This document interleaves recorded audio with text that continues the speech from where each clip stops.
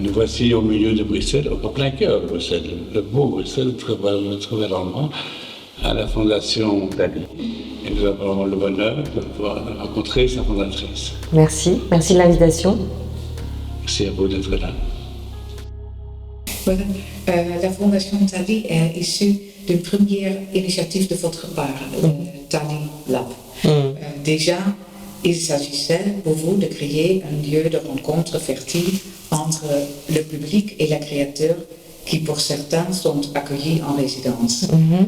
Quel premier bilan tirez-vous de l'expérience de ces premières années? Alors, merci de l'invitation. En tous les cas, c'est toujours un vrai bonheur de pouvoir partager ma passion pour l'art et les artistes.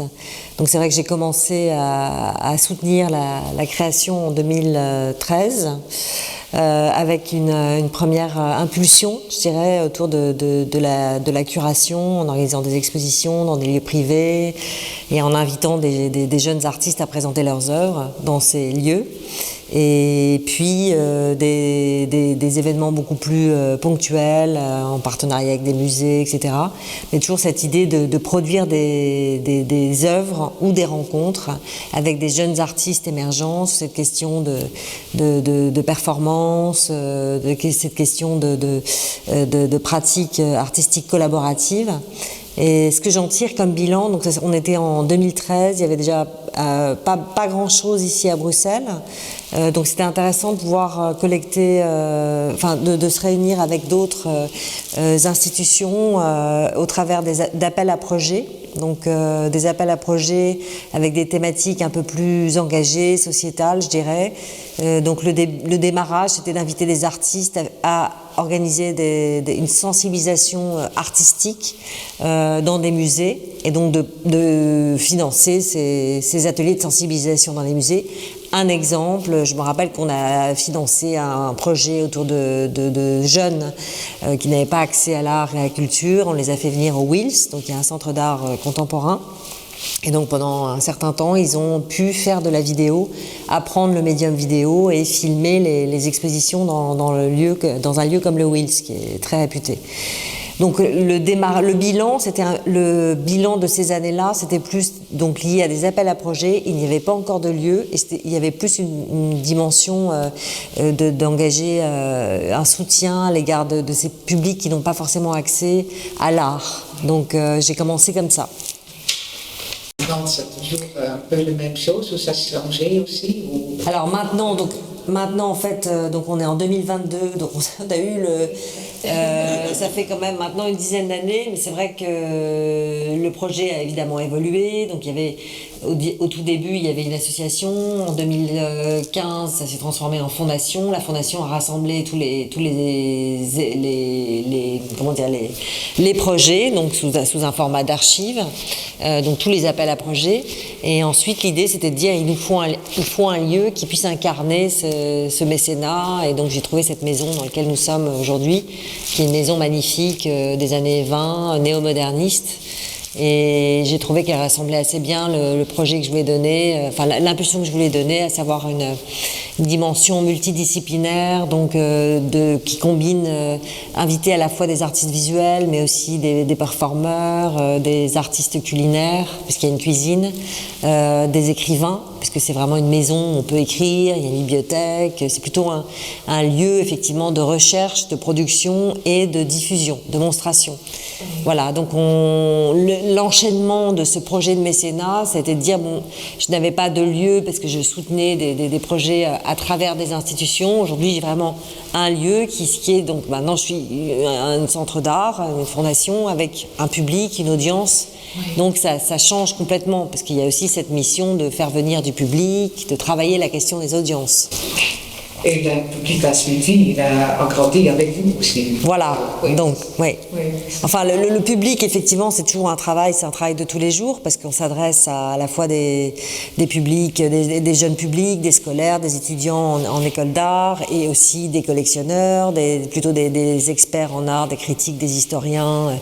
Donc, on travaille sur deux angles, un angle où on est ouvert au tout public, et un autre angle où c'est plutôt des groupes. Donc, on va faire des groupes avec des médiations fondation, des visites guidées pour ces fameux publics, donc pour les faire venir à nos expositions. Et j'avoue que c'est vrai que c'est mon plaisir aussi, c'est plutôt d'être dans cette médiation autour de mon projet, de cette fondation, de pouvoir échanger avec des gens qui sont aussi passionnés. Donc c'est pour ça que c'est génial ce que vous faites, de nous rassembler tous sous l'égide de World Art Foundation pour qu'on puisse partager les bonnes pratiques en fonction de nos identités, notre géographie, pour potentiellement faire des itinérances de projets, des itinérances de résidence. Enfin, il y a plein de choses à faire ensemble. Parce que, comme vous dites, on fait beaucoup de choses seuls, mais se fédérer aussi, ça permet de créer des liens. Et puis, pour les artistes, c'est fantastique aussi. Vous utilisez l'écriture, la pratique et la médiation, mais je rappelle à chacun qui ne sait pas, peut-être, vous étiez journaliste d'abord, écrivaine, éditrice aussi. Donc, c'est un chemin qui anticipait l'autre.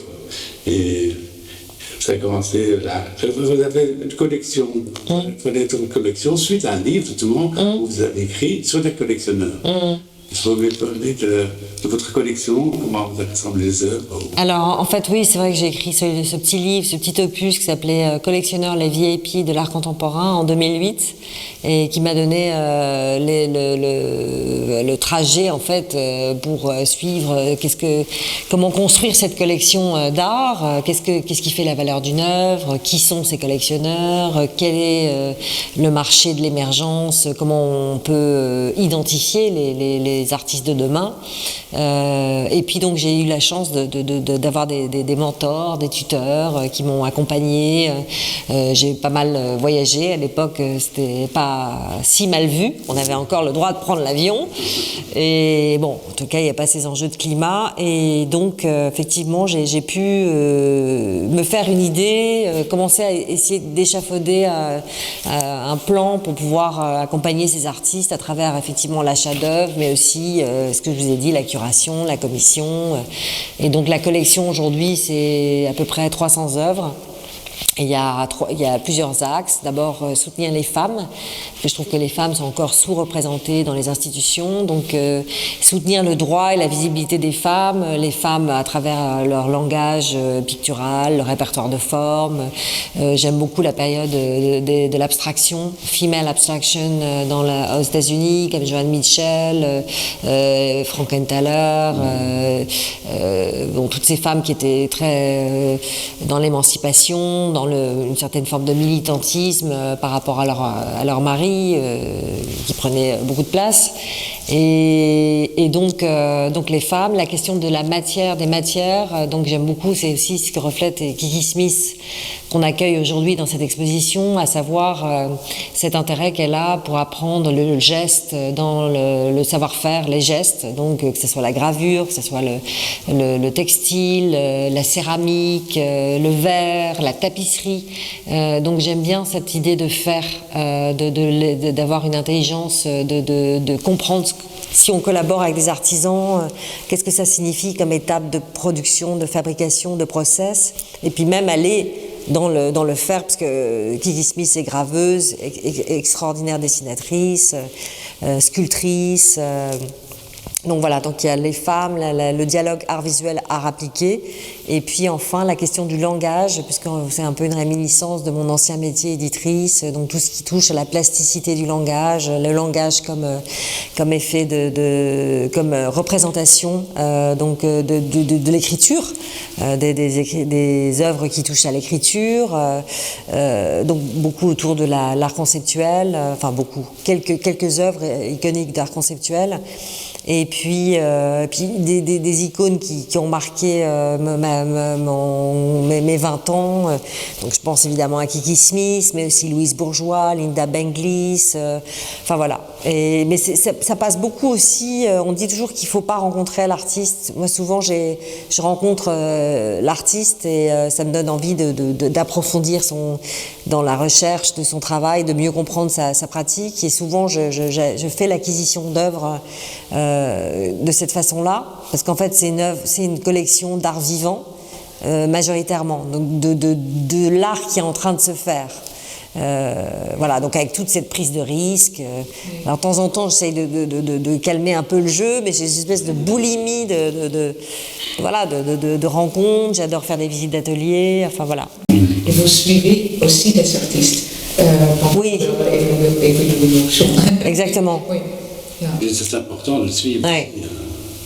Alors en fait, j'ai écrit un autre livre qui s'appelait Conversations artistes et collectionneurs et qui était justement ce que vous disiez. J'avais vu cette magnifique exposition de Gertrude Stein sur comment elle collectionnait les artistes de l'époque d'après-guerre. Donc elle collectionnait peu, mais elle les suivait sur la durée. Donc c'était évidemment des icônes comme Picasso, Matisse, à l'époque où personne n'en voulait. Et donc je me suis interrogée 50 ans après comment on fait pour collectionner avec la globalisation, avec l'explosion des frontières, la facilité qu'on a à se déplacer d'un endroit à un autre. Donc, comment on fait pour se concentrer effectivement sur une petite communauté d'artistes et vraiment les suivre sur la durée. Donc là, j'ai un peu resserré après une dizaine d'années en disant, bon voilà, puis on change aussi. Je suis plus la même il y a 10 ans que maintenant. Donc les goûts changent, évoluent et voilà. Issu du nord de la France, vous avez pourtant jeté votre dévolu sur Bruxelles. Est-ce dû à sa réputation de terre de cocagne de collectionneur? Entretenez-vous des relations privilégiées avec les fondations et institutions d'art dans la capitale de l'Europe? Tout à fait. Donc en fait la Bruxelles, c'est pas très loin de là où je suis née, donc c'est-à-dire Lille, le nord de la France, donc il y a un lien. Et puis c'est un terreau autour des savoir-faire du textile, de la tapisserie. C'est aussi tout ce qui touche autour de la performance du vivant, des arts du vivant. Il y a des très très bonnes écoles, des écoles d'art comme la Cambre, comme l'INSAS, école de cinéma. Il y a donc quand vous dites on entretient des liens, oui, la Fondation entretient des liens depuis longtemps avec la Cambre, notamment sur le master autour des écritures contemporaines, donc qui a été créé par un philosophe qui s'appelle Gilles Collard, que j'aime beaucoup. Et donc on a fait des workshops avec des étudiants de la Cambre, avec aussi l'école de Anna Teresa de Kersmacher, immense artiste, voilà, chorégraphe, et également avec les Beaux-Arts de Paris qui sont venus en workshop avec ces deux institutions-là. Et qu'est-ce qu'on fait d'autre? On est très proche aussi du Wills, enfin on a fait des choses ensemble. Alors du temps d'Herman Dalled, effectivement. Malheureusement, il nous a quittés, mais du temps, oui, effectivement, il était là. En fait, j'ai effectivement soutenu plusieurs ateliers au sein du Wills, des expositions, et aujourd'hui, on est assez proche de Beaux-Arts. Donc, on a des écoles aussi comme l'école d'art, les Beaux-Arts de Bruxelles. En fait, c'est une ville d'1 million d'habitants avec tout le monde se connaît. Et c'est ça que j'aime bien aussi, c'est pour ça que on est bien ici, c'est-à-dire que c'est un projet où on est dans la coopération, un projet donc de philanthropie artistique, culturelle, d'engagement vis-à-vis des artistes et on est plus dans la coopération que dans la compétition, comme ça aurait pu être le cas à Paris, où il y a pléthore de propositions, de lieux, et chacun se bat un peu pour avoir de l'audience, du public. Donc ici, chacun a, je pense, sa place et sa vie assez harmonieusement. Thalie, c'est plus que des expositions et des publications. Ce sont aussi des résidences, des ateliers, des conférences, des rencontres. Ça va également au-delà de l'art seul. Comment les éléments fonctionnent ensemble? Alors, comment les éléments fonctionnent ensemble? En fait, on part souvent à partir d'une envie, d'un thème. Là, je vois par exemple Kiki Smith, encore une fois cette année invitée. Donc, qu'est-ce que c'est Kiki Smith? C'est la psychanalyse, c'est le conte. Donc, on déploie en fait une programmation d'événements en lien avec la pratique de l'artiste qu'on invite. L'année dernière, c'était Nicolas Floch qui traite de la question de la biodiversité, photographe qui fait un travail autour des océans. de la perte en biodiversité des océans. Et donc on a aussi programmé une rencontre avec des chercheurs sur ces questions. Enfin, on essaye d'aller au-delà de juste présenter une exposition, mais justement faire que cette exposition vive à travers des ateliers, des rencontres. L'année prochaine, ce sera une autre artiste qui viendra pour une période assez longue, et on lui demande aussi, elle, qui elle aura envie d'inviter, un talk avec un peu sa galaxie d'artistes. Donc je trouve que c'est intéressant de travailler cette question de médiation des publics autour d'une pratique. Donc là, c'était très intéressant avec Kiki Smith, parce que voilà, ça pose la question de la psychanalyse, du conte, de la femme animale, la femme louve, donc quel est notre animal totem. Enfin, on s'est beaucoup amusé.